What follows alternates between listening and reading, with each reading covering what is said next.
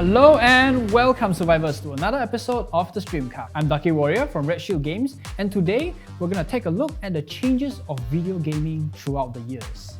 Nowadays, when you think of competition, you think of your esports and also big prize pool. But have you ever wondered how was it like before the age of the internet, where the only multiplayer and co-op game that you get to play is Pong? Let's go back in time before esports was a thing. High scores.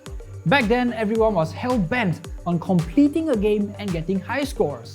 Then after completing the game, they move on to speedruns. Other than changes in the competitive field, the form factor for consoles storage also changed over time. Back then, the only thing safe was your high scores. If, let's say, you quit halfway while playing Super Mario, you will not be able to continue where you left out. The first storage that was ever built for console was from the Fairchild Channel F.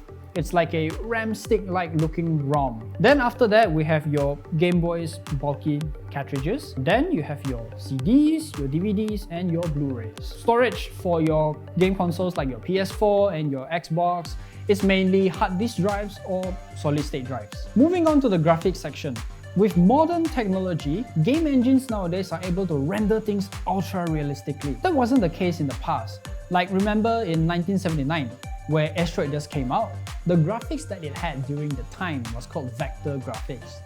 Then, with the advancement in sprite technology, we have games like Street Fighter and Super Mario. Then moving on to 2.5D games, we have games like Diablo and also The Sims. Later on in the 1990s, Doom came out and popularized the FPS genre that we have right now. From there on out, we get better features in terms of 3D rendering, such as global illumination, better draw distances, motion blur, NVIDIA's physics, and also ray tracing.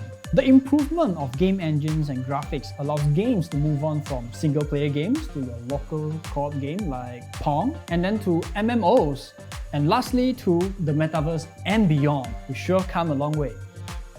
Thank you for watching this episode of Streamcast. I hope you get to see how far we have come in terms of video game development. If you enjoyed this video, do check out our other video, which is the evolution of gaming consoles. Link in the video description. Until then, this is Ducky Warrior. Goodbye.